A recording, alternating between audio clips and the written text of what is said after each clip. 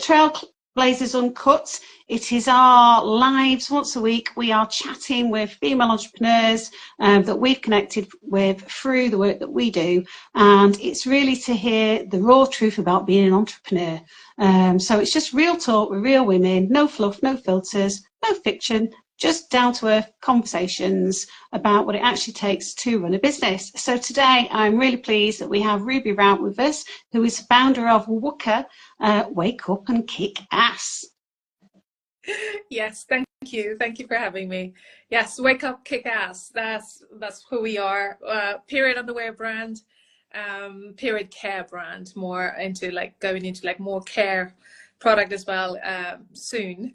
But yes, super excited to be here, and definitely you got the right founder of no fluff and no BS kind of way. So let's talk everything running a business.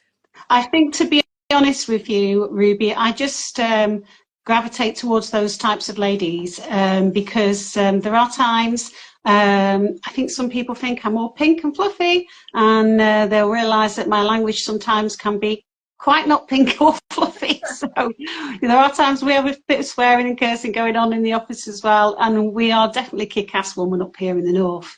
But do you want to tell the people who are joining us today just a little bit about WUKA? You've said it's period pants, but they're also sustainable. Do you want to just tell us a little bit about how the WUKA journey started? Yes. So I guess it goes. We are a reusable period underwear brand, launched in 2017. At that time, we were the very first period underwear here in the UK.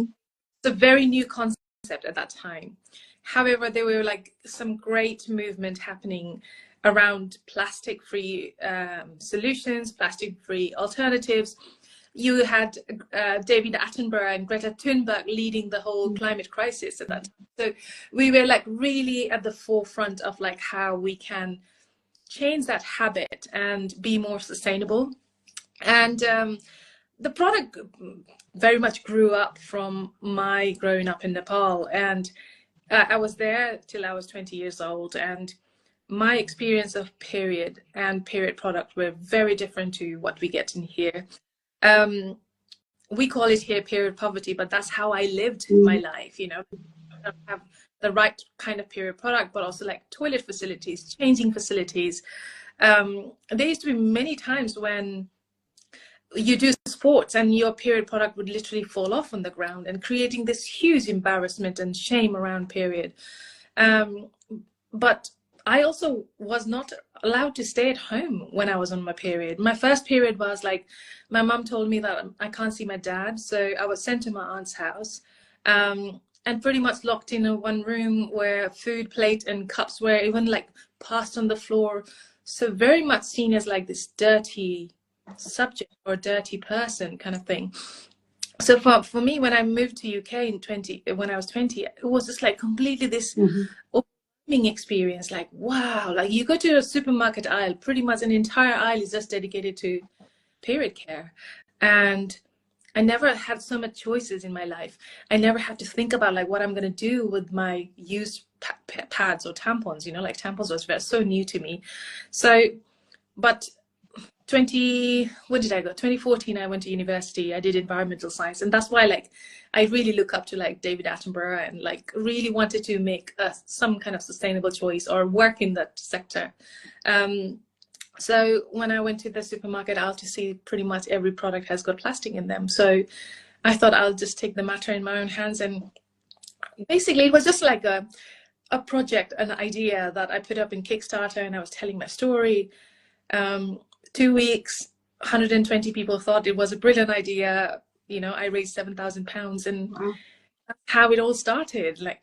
Very much at sustainability as the core of the business, as the foundation still now. That's amazing.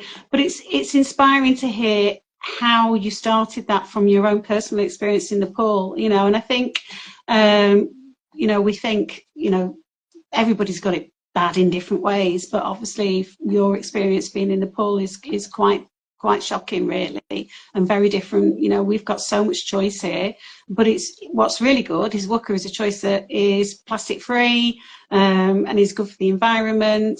So from a point of view of changing lives, how do you think the product changes lives with the products that you're producing? How do you think it helps? It's funny you said, like, I go to so many in-person events, and I started with like a trade fair, you know, going and putting up a stall and a table and explaining people what the product is, how it does it work, those kind of thing.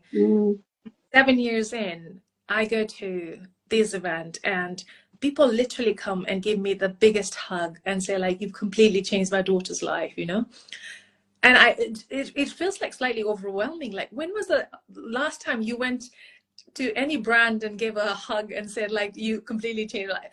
So it has something. I think we take it for granted that quite a lot of people suffer on period, whether that's period pain, whether they're being dismissed by medical doctors, whether it's not finding the right solution. Quite a lot of people actually don't even leave the house because they have such a heavy period, right?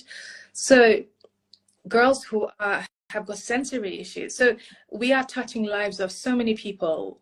For them, period was such a burden, and period was such a barrier to their life, right? To give them that freedom and confidence. And then recently we did a survey, like just last week, and two of the words that absolutely everybody resonated was comfortable and confident. And I think that's what the underwear does. It's like, it's one of the most comfortable period product you will ever use. And I can put my hands down and say, still now, it's one of the most comfortable period product. You use tampons, you use cup, you use disc, you use reusable pad, but period pants are just like wearing your normal knickers, and confident. And I think that confident to go do sports, confident to leave the house, confident just in general, to feeling confident that actually I know that I'm being protected and safe. I think that's what we bring. Yeah, and I think it's changing as well. The fact that we can go live on Instagram and talk about periods, you know, because I don't know how you felt about it when you came to the UK, but it was something that you didn't really talk openly about, periods, you know, but now there's a lot more discussion about it, which I think is really good. Because do you find a difference with the generations when you're looking at your products? The younger girls more into the environmental side? Are they more keen to buy your products because of that, do you think? Or? Oh, definitely. I mean, I have seen the most incredible shift in like mindset of people. Last 7 years, social media has just boomed. You know, like in that 7 years, we had completely new social media platform of TikTok, and like, you know, like Instagram had just blown up. Pretty much, there's not a single person who are not in social media at the moment, especially in the urban areas, right? So I think more and more people are speaking about it, but like more and more people are also saying, like, look, it took me 10 years to get diagnosed with endometriosis. What's going on? Is it just me? And then the voice ripples, and there'll be more people talking about it, right? So over the time, definitely we have seen this shift. But, you know, one of my favorite story that I tell everyone, and this was one of my customers who wrote to me and said that she was at the motorway service station with her daughter and her friends. They were going somewhere, and then her daughter saw a WUKA poster. We advertise in the toilet in the motorway service station, and she came out screaming, saying like, oh my God, I wear this swimwear, kind of way. And then the girls in their 14, 15-year-old, they just started this conversation about period in the toilet in front of everyone. And then she goes like, if it was not you, like as a brand, I don't think my girls would be talking about period in a public toilet with their friends about it at that age, you know? And that really hit me home. And I did a recent post on like LinkedIn about like going to Tesco, and I randomly told her this camera, I said like, oh, if there's any girl who walks in, I'm going to buy her a pair of underwear. And a 13-year-old girl walks in, she was buying pads. So I bought her in, and I said like, this is my brand, I launched it. So comfortable. She was like, no, I don't want it. Or like, I'm going to call my mom, or, you know, like that hesitance. There was zero hesitance in it. And I think that's the shift that I've seen, like over 7 years, like actually girls are okay to talk about it. And I think the period conversation definitely normalizing. Yeah. No, it's good. It's good to see the change. We need to talk about it. So that's amazing. But when you started out, I believe you went through the crowdfunding route. So what was the hardest part of the crowdfunding, and how did you turn that momentum into a thriving business? I think for me, the biggest challenge was being an immigrant founder. I barely knew people. I'm saying like maybe I had 5 friends at that time, of which 3 were Nepalese who came together with me, and then maybe 2 outside at work kind of the way. So for me, that was like the hardest part, is like not knowing the community, not knowing the demographic, not knowing the experience of people in here, because all I had was the experience of my life back home. So I think that was slightly quite hard to relate to. I also thought like people in here, it's like if you can't see it, you don't talk about it, right? Like it's almost like periods are much more visible in Nepal. Periods are much more visible in a way that if you see somebody did not go to wedding or funeral or any kind of event, you know that they're on their period. Whereas in the UK, periods are quite invisible. If people talk about it, you would not know that they're on their period, right? So I think that was slightly difficult for me to actually conversate with people as well. But yeah, community was like the biggest, you know, I did not come from any kind of business background. So for me, every step of the whole running the business was like going back to school. I didn't even know what PR was, what marketing was, what logistics and what supply chain. And so everything was like learning on the job as I went along. So I definitely didn't do the easy way. Many times I made loads of mistakes and fell for a scam and all this kind of thing, you know, like as I think quite a lot of like small businesses would, I would assume that they do, but like, you know, so not having that networking, I think circle was like definitely something that I missed, I would say. Now I'm like in a completely different position, you know, like I know like organizing like Eva's and everyone, you know, like, so I feel like I can just drop a line and say like, find a person who can you help me or guide me on this kind of thing. And I think the people were there, and that was not there. They might be there, but I did not know where to find it. Yeah, well, we'll definitely be spreading the word at the Evas this year. We'll make sure we get the posters in the toilets so everybody knows about them for you. Because obviously networking is so important. It's just always having that person who can connect you with somebody else. But entrepreneurship as well, it isn't always glamorous. So what's the behind the scenes struggle that maybe you faced with growing WUKA? Was there anything going on with, you know, getting it out there that you really found difficult? So I would say in the first year, it was just like trying to figure it out. And now the biggest barrier is the awareness side of the thing. I am out to change people's habit, and that changing habit is like the hardest thing you can do on any human being, right? The change comes within, and if person is not willing to change, there's no way I can put it in that position to make any kind of significant change. And with periods, it's like, you know, your grandmother used pads and tampons, and your mother used pads and tampons, and now you use them, you will pass that education to your daughter as well. So this is like this generational shift that we had to make. And I think that was that, and that still is the biggest challenge, is like to tell people like, actually take a leap of faith, you will not regret it. And cost, you know, like you are comparing ourselves with £2 packet of pad or £3 packet of pad. Like you can't compare £15 with £3 and say and ask people, especially like, I think period still goes into that world of necessity and period poverty. Regardless, we can't ignore that, right? Like there are a lot of families who can't afford meals in their table.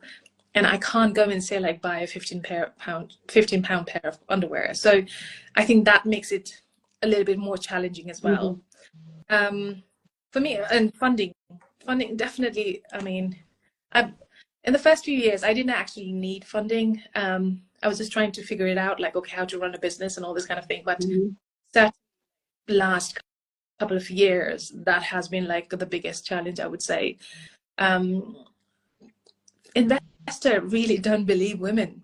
I'm like really surprised, like, oh, like what do you have to do to convince that you have got an absolutely sensible business?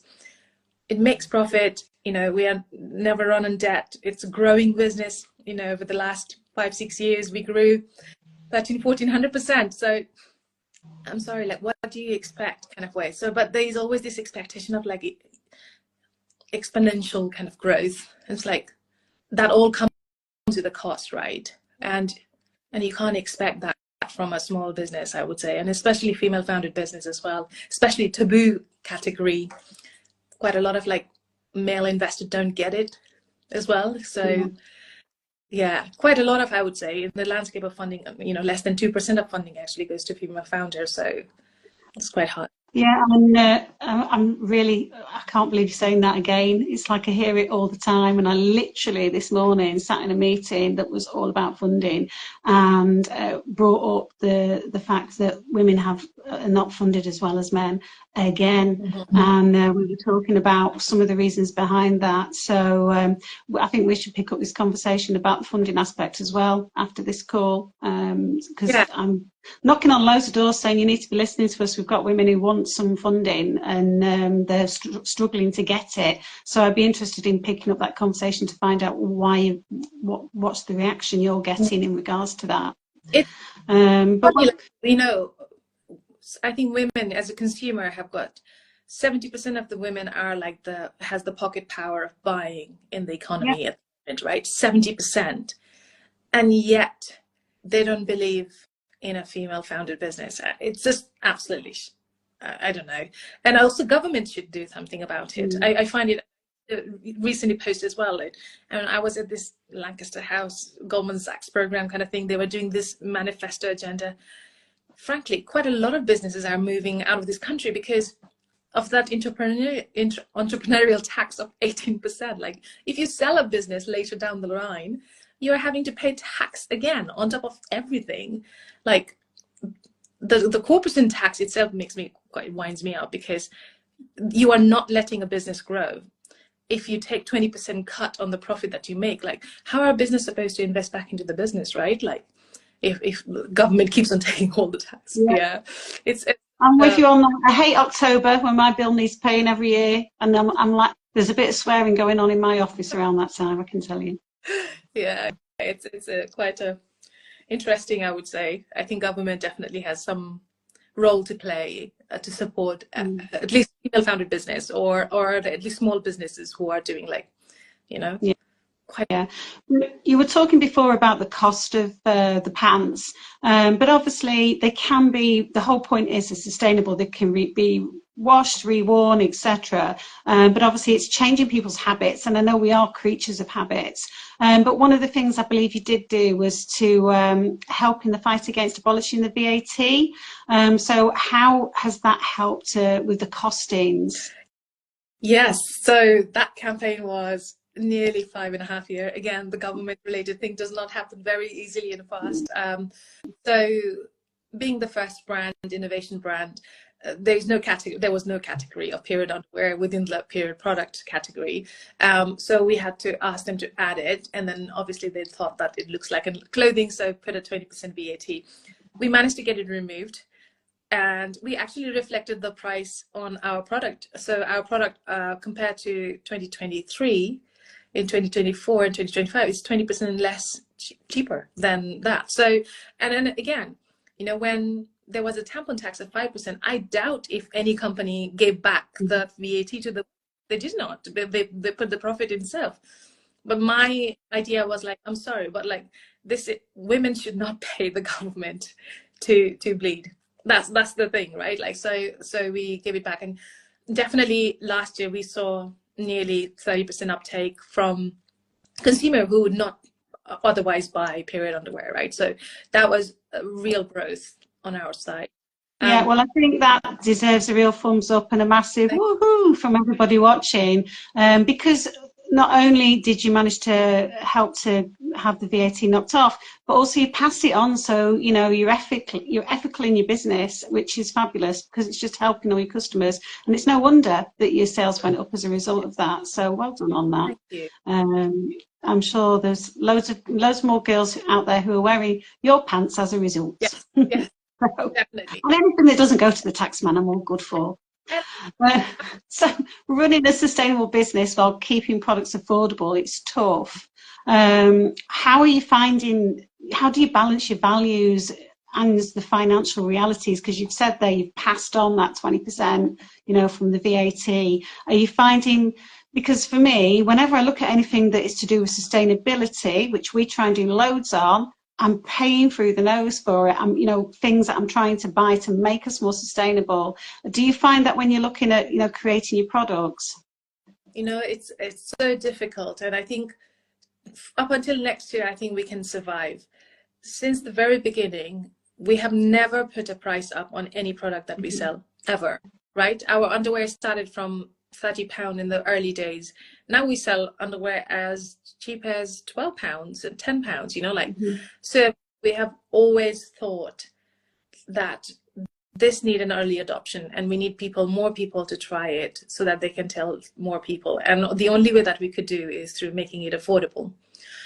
And then as you're growing, what happens is like the economy of scale happens. And then as you're growing, you can always say like, okay, maybe we were ordering 10,000 underwear. Now we're doing 30,000 or 50,000 on each style kind of way. So we can, we are able to like actually pass the saving as we go along. But I think there comes a point, and I have a feeling that it'll be next year or the year after, like where I will have to think about like, how do I pay my staff or pay the factory and still keep that fair wage when everything's price is going up, right? So there will be a time. It hasn't come yet. So for us, it's like, as long as like we have got more people telling other person that this product is great, that word of mouth is like such a thing for us. If we don't have to pay to acquire a customer, I think that would be the best thing. At the moment, like, you know, it's quite high to get even a single customer. But where we want to be is like, maybe in a year or 2 years time, actually, we don't need to acquire a customer. Our customer will actually go and be an advocate for the brand and start spreading the word for us. So that's the place where we would love to be.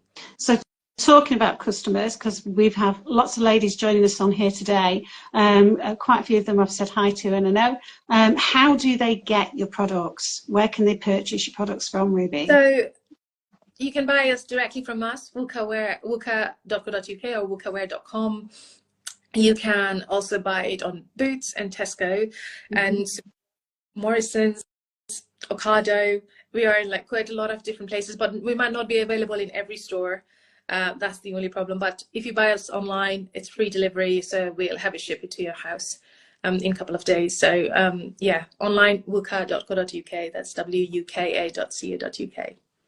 Great stuff. And I think from the conversation we've had today, I think one of the messages I'd like to send out to anybody listening is, if you yourself use period products or you have young girls that do, then please do just try to buy a pair and see how you get on with them, because it's just about changing, as Ruby said, changing habits and trying something new. So please do that. Completely switching, right? You can still wear other period product and period underwear. But I think that habit change is like very important. And we often suggest people like start with sleeping, or if you don't use tampons, then maybe when you can buy swimwear that you can actually go to the pool and not miss out on like a pool days or holidays as well. So I think there are like different scenarios if you are like quite stuck to your routine, and we totally understand, like, you know, habit is very hard to change, but like, that opening mindset of like, okay, can I do something that's better for the planet, better for me, you know? And yeah, I think that's the most important thing. Yeah, so just give it a go. And this year we have just announced that we are going to be working with Ruby. So through our company, through Pinklink and the Evers, when any of our customers do a review for us or a testimonial on Google or Trustpilot or wherever, we're going to be donating money towards purchasing period pants from Ruby, so that we can then distribute them to various locations across the UK, so they reach young girls who are disadvantaged. So if you know us and you haven't done us a review, then you can maybe start the ball rolling and pop a review on. We'll be sending out some information out on Instagram so that people can do that too. And we'll also be asking people if they also want to jump on the campaign and make a donation. Please do let us know. So Ruby, thank you so much for joining us. I'm glad we managed to get you in. Absolutely, thank you so much. And the goal is to hit 1,000 reviews. So please, everybody who is watching this, who will watch later on, We want to have 5,000 reviews by end of this year, which means that there'll be quite a lot of girls who will benefit from the product itself. So yes, keep send your friends the review, and then maybe you can review, ask your friends to do as well. You know, something that's super easy, and don't cost anybody anything except time. So yes, and thank you so much, Coral, for having me. Absolutely loved it. Okay, great stuff. And thank you everybody that joined us today. We got there in the end. Sorry we're a few hours late, but yes. you know, in business things never go to plan all the time. So, yes. But we got there. So always want the recorded version. So yeah. Thank you everyone, and we'll see you again. We'll be back with Trailblazers Uncut next week and meeting yet another amazing entrepreneur and hearing about their stories. So thanks so much. That's me over and out. See you soon. Thank you. Bye-bye. Bye.